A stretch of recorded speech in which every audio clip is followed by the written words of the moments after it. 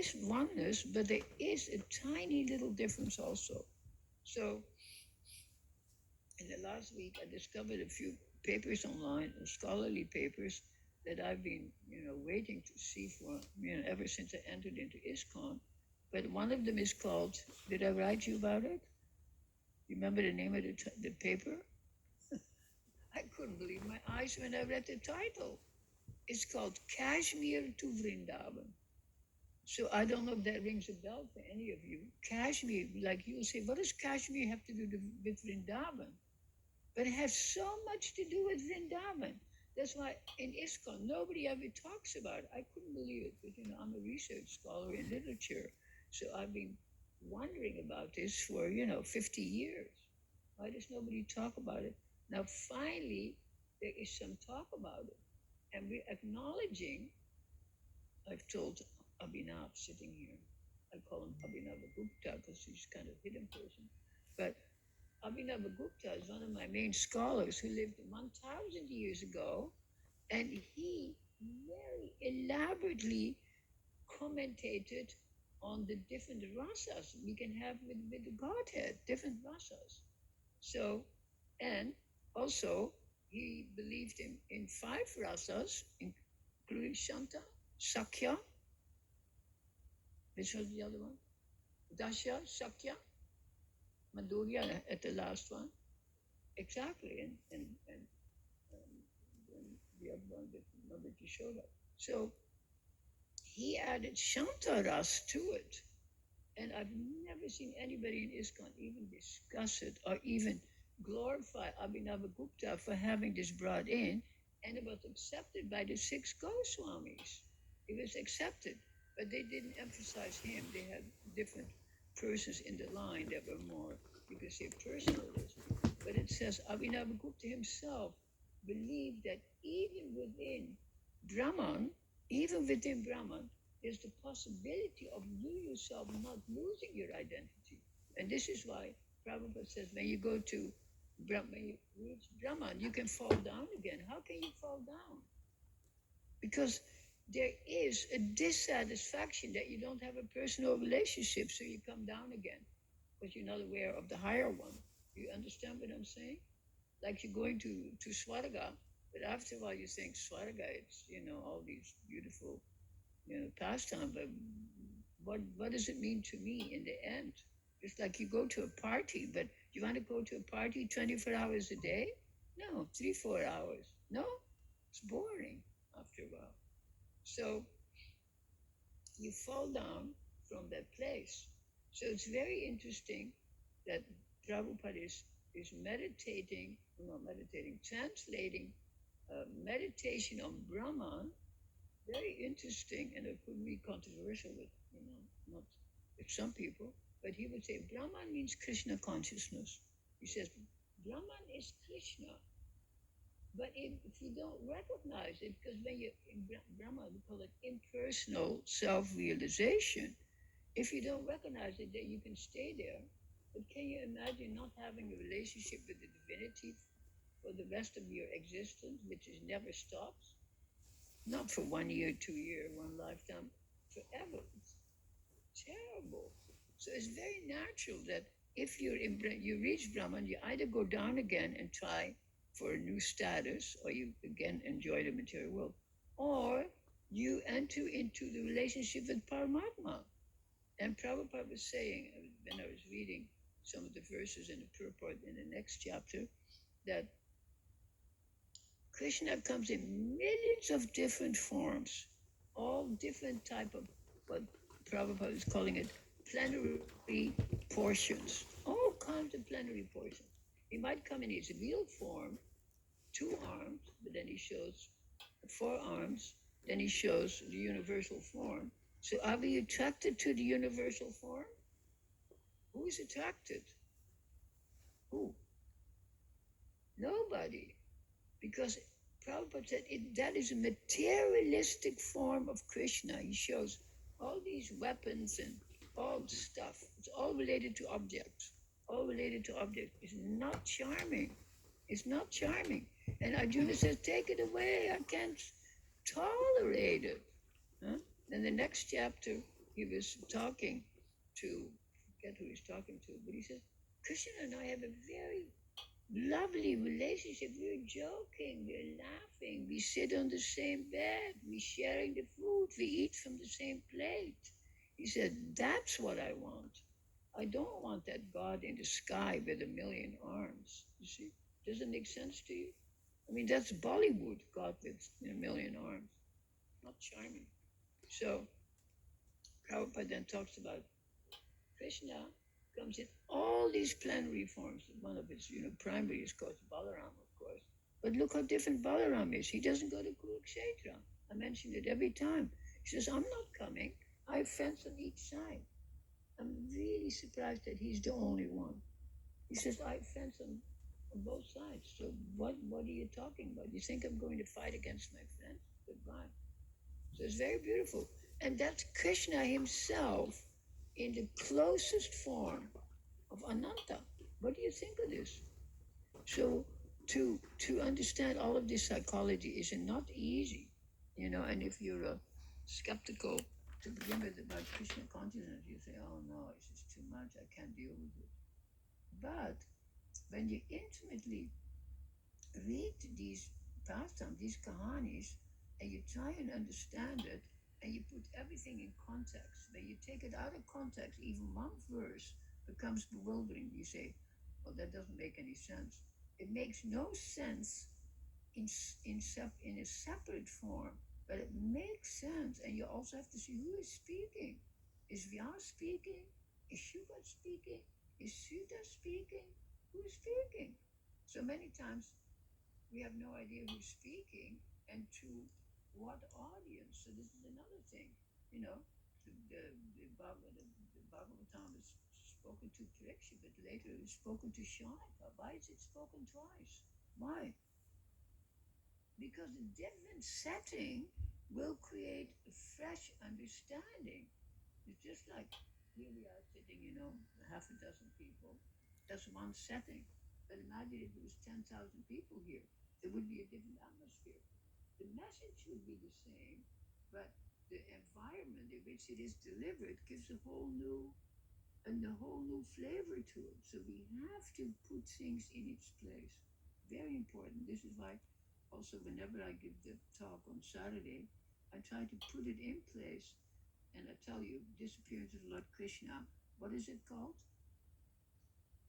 What is it called? What is that lila called? I always forget that word because it's not a nice word. What is it? Krishna's lila of disappearance, when Krishna leaves the planet, when the hunter comes. It's called Mausila Lila. That's the name from the Mahabharata. The Mahabharata called the Mausila Lila. You see? So Mausila Lila. But this is, like I said, they say, oh, read about Krishna's disappearance in chapter 14 of the Srimad Bhagwatam, but it's not there.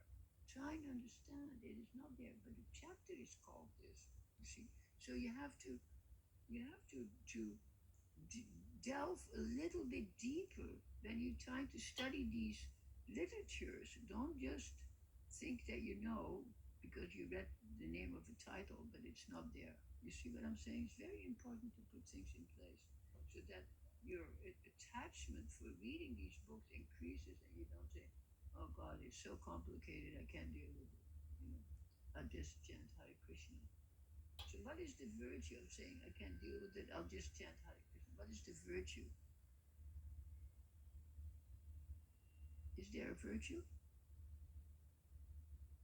Of course there's a virtue. Because simply by chanting, like Prabhupada said, Krishna, the plenary portion, is Paramatma. He says, everybody is inspired by that Krishna in the heart. So when you're chanting, you're starting to relate to Paramatma. First of all, you're relating to your body and you tell your body, calm down. I don't want to think about you. I don't want to talk about my knee hurts or my back hurts or I'm tired or sleepy. You forget about your body in Ashtanga Yoga, your asana. You forget about your body. And then you forget about your mind. You're not listening to your mind. And if you don't listen to your mind and you're chanting, who are you hearing? You're hearing Nam, Bhajan, and Krishna is non-different from his name. So just by hearing Nam, I read a remark the other day, it was kind of amazing. It says, even if like somebody's walking past a Harinam party where they're chanting Hare Krishna, and some non-believer walks by and he says, "Oh my God, those Hare Krishnas." Is that offensive, or will he have some good luck by saying that? He will have good luck. That's the whole point. Because just by saying the name, that you can actually be affected by it. So even when you're saying the name in it, but you think might be an offensive way, like just saying Hare Krishna is very incredible. And you say to the person, "What did you say?" You say, "Oh, these Hare Krishna." What did you say? I've already told you 2 times. You want me to repeat it? Those Hare Krishnas. It's very, you talk to these people. So it's very fortunate. So the name itself. So if you can't relate to all of these kahanis, all these details and controversial, many of them are controversial, you know. But it says in the Mahabharata itself has different explanation, different from the Bhagavatam. And Prabhupada adds many footnotes. Huh? It'll say, Prabhupada will often say in the translation Krishna, but it doesn't say Krishna in the verse. It very seldom uses Krishna in the actual Sanskrit. A little bit, but not so much. But usually Brahman or Supreme Brahman or Hari. You see what I mean? So Prabhupada is so kind that he brings Krishna up in the front. He said, "That's Krishna. You know who you're looking at? You know who you listen to? That is Krishna." And what does Krishna mean literally? What did you say? One who attracts. That's the whole point. He attracts. And also, we talk about, the let's say, the etymology of words, and also the what do you call it? Call this word. I can't remember the word. But the word itself suggests, because Krishna, what is easier to say, Krishna or Rama? Rama is very easy. Rama, there's no. But Karasha is difficult. So to say Krishna, Karashana, can you believe it? And if there was no R on the end, you couldn't say it. The only reason you can say, make any one of these letters, you can only say it if there's a vowel at the end. I can't say the letter P without adding E to the R or U or whatever. I can't say K, I can't say B. You can't, what do you call those letters? Opposite of vowels? Consonants. You can't say a single consonant, no consonant, unless you add a vowel to it. So it's very important. So Krishna is difficult to say. But when you say Krishna, that itself is like blossoming of sound. Can you see it's like a blossoming? It's like opening. Opens like a beautiful lotus flower. Rama is more, not more, you could say generic. First letter, that doesn't take any effort to say. There's no effort with There's a little effort with U, but there's so much effort with Ra or Sha. Can you see it? So that itself is meaningful. I study a little bit, the onomatopoeic effect of the name. So it's lately I'm studying a little bit the onomatopoeic effect of Sanskrit names and the root. Very interesting, and it makes perfect sense. And Krishna, everything begins with Krishna's name. So by chanting Hare Krishna, you're opening your heart chakra. It opens automatically. And by reading Krishna's, you can say his narrative, it doesn't automatically open the heart chakra. It might say, "Oh no, how does that make sense? Can you tell me?" And because you become involved in the plot, they say, "Oh, I thought it was something else," and another book says something else. You see what I mean? And you start finding a problem. But when you chant Hare Krishna, there's no problem. The only problem is your mind, which is trying to have a conversation with you. So in japa, you give up the conversation with your mind. So that is called non-offensive chanting. And offensive chanting is that you let your mind rattle on and on and on, and you're just chanting automatically because so you've done it a million times. So these stories then are very nurturing and very beautiful, and to see it in context, and then you can understand it. Then we can understand that Dhritarashtra, he also, no, Dhritarashtra already left home, he already disappeared. But Yudhishthira also will leave, dressed like he let his hair hang down, he doesn't take baths, he wears rags. Can you believe it? And Krishna allowed unlimited millions of people to be killed so he could be king. And the joke is he doesn't want to be king. What do you think of this? And even if he wanted to, why are you interested in what one person wants? But Krishna does this because he knows that Kali Yuga, the Treta Yuga, had to come to an end, or Dwapara Yuga. You know, the yugas are intertwined there. They say, what is the first yuga? Satya Yuga, and then? Treta. No, that doesn't make any sense. I'm counting, and you count 1, 3. Dwarpa. Yes, Dwapara. Once or twice it gets reversed, okay? But how can Treta be the second? Doesn't make sense. So you have to be aware of these things, and it creates beautiful humor in your mind. You see, doesn't it create humor? Because we don't even listen to the word, you know? So, very beautiful. So, there's a sequential thing, but sometimes things are not sequential. But Krishna is aware that the end of that dwarpa, that he was in, had to come to an end and move to Kali Yuga. So he moved it to Kali Yuga with the Battle of Kurukshetra. And after 36 years, Krishna leaves the planet and the world becomes a horrible place. Even husband and wife are fighting. I mean, you think that's uncommon? My God, every day there's a million divorces of husband and wife fighting in the court. No? So, but we have received this philosophy so we can apply very high philosophy so we don't need a quarrel. We don't need to quarrel, we don't need to fight, we don't need war. Prabhupada said that if there's no more war, no, he said, if we give up eating animals, there won't be any more war on the planet. And it makes perfect sense because the bloodshed from the slaughterhouses, if people are unaware, like you walk through the supermarket and there's 10,000 pieces of corpse lying all around you, you don't even see it because it's all beautifully, put in a piece of plastic paper, looks like a still life. But the whole place is filled with the corpse. We can't even find a store where, you can buy food in a non-harm store. It doesn't even exist. We're very, we're surrounded by violence. But when our mind settles down, we can give up violence. And then we can give up these nasty habits and we can encourage others, not by preaching, but by reaching. You say, do you really want to eat it? Like I used to say to people, why do you want to eat corpse? You see, corpse. That means corpse, dead body. I said, but what do you think a piece of meat is? And some people would be very angry, and some people would say, oh, I never thought about it. So we should think about it. And then we can encourage others, not by fault finding, but by encouraging them.